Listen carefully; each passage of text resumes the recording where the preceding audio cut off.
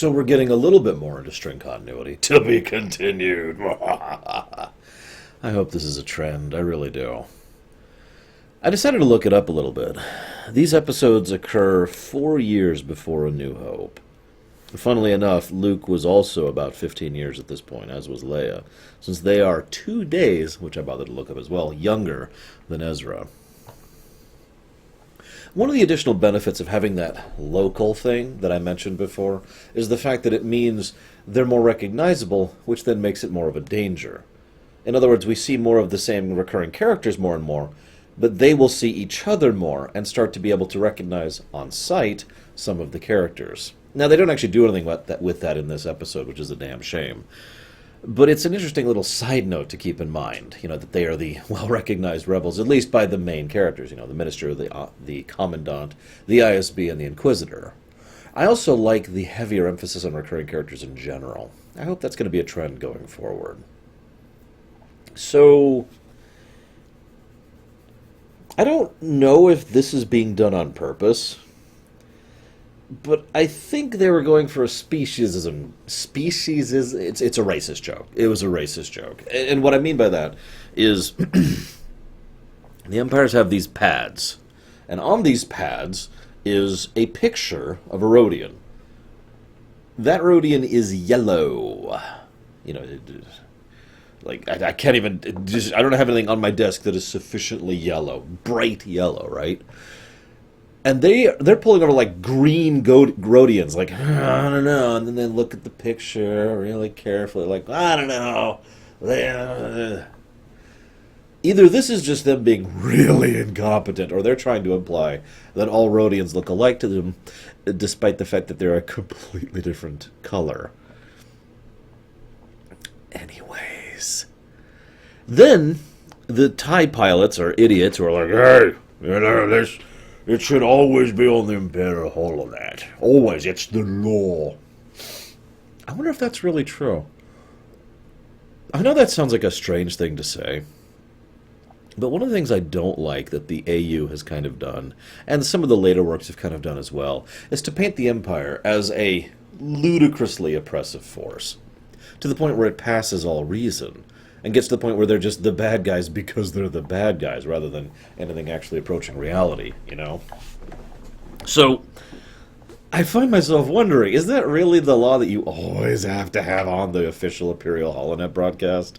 Or maybe just because it's Empire Day? That would make a little more sense. And then they literally point their guns at people to raise their glasses in celebration of Empire Day. By the way, I've been paying attention to this as we go since, well, we'll see. But I noticed that this is the second time they brought up Governor Price. And Governor Price is mentioned several times in this episode in relation to the sector that she's in control of. Just nice little build-up going on in the background there. So then they have the actual march, which of course has the Imperial March playing for it. I mean, what else would you have? What I like most is they did a take on it. I don't know my music terminology because I'm a moron, but they swapped it around, so rather than being a low key, it's a high key, high, da, da, da, da, da, da, just like that. It's a nice little touch. I like that. So, the Minister says that Lothal is just as important to the Empire as the other worlds in the Outer Rim. I wonder how much of that is just your typical stupid propaganda, and how much of that is her actually believing that. In other words, that she's trying to make herself feel better about the outskirts dung heap that she's in charge of, relatively speaking. It's just food for thought. But I've seen some people really puff themselves up with their tiny, minuscule, insignificant corner of the internet. I mean, the galaxy. As if they actually mattered. I also wonder, are all hotshot pilots within the Galactic Empire Barons? I mean, I was thinking of Baron Fell when I first saw the guy, but, And they also show off the new TIE, and I didn't recognize it. Now, there's a lot of TIE variants, and Lord knows that the AU stuff has been adding even more TIE variants. But I look at this thing like, what the heck is this? I don't actually know what I'm looking at. It's like someone took the TIE Advanced and kind of smashed it together with a TIE Fighter and then left it out in the sun too long. Anyways. So, I I have a note here that says, it's good to know that Zeb took all of his sharpshooter lessons at Stormtrooper Academy. I'm sorry, but he had a nice long setup shot on Agent What's-His-Face. I'm still not remembering his name because I don't care. Agent Incompetent. Nice long shot. Could have shot at him maybe 3 times, uninterrupted, at a singular, unmoving target. He could have headshot that if he knew what he was doing. Instead, he is told not to take the shot, so he's like, okay, fine. So he goes to take the shot on the Inquisitor, who is also an unawares, unmoving target. Now, what I assumed they were going to do is the Inquisitor was going to, like, and block the shot. And they're like, oh, crap, we got to run. Instead, he just misses by a large margin. It's actually really pathetic. I'm not even sure why that scene was in the episode, to be completely blunt. Hey, I can't shoot either. And then, of course, so they go to Ezra's house. They learn, and again, good characterization. We're learning a little bit more about his backstory and where he comes from. He was 7 when his parents were carted off by the Empire. Think about that for a second. Do you remember when you were 7? I mean, I do. I remember when I was 5 and a little bit before that. But when I was 7, to suddenly lose my parent at that point, actually, that would have been just...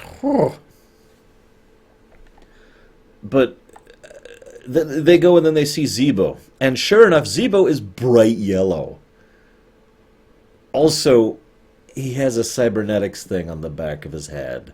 So in addition to being the wrong color, he had an incredibly obvious visual demonstrable difference from all the other Rhodians. Sure. So they get the data out of him, and it's like, oh, they've got this 5-year plan for the Outer Rim. I found myself wondering what it was. And then Zebo makes a casual mention later about how Lothal will be producing new ties on a regular basis later, which means CNR Fleet Systems, is probably moving in and basically turning this into a factory planet. And that makes a lot of sense, actually. I know that sounds horrible, but Lothal, for example, is a relatively underdeveloped, underpopulated planet. There's huge swaths of open area to just move into and turn into factory land. It might ruin the planet as a whole, but who cares, really, given how small the population is, and after all, they can always be repositioned or simply put into more protected areas.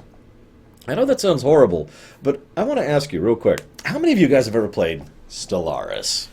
Or, I don't know, Master of Orion? Or Endless Space, anything like that. And how many of you have played that and been like, oh man, you've already got your core worlds going, and you go take this other world out in the middle of nowhere, it's got very little population, but it's got a really high mineral count. Like, you see where I'm going with this. It's just interesting to think about. I suppose we'll find out more about that in the future when we get to the episode to be continued. Bum, bum,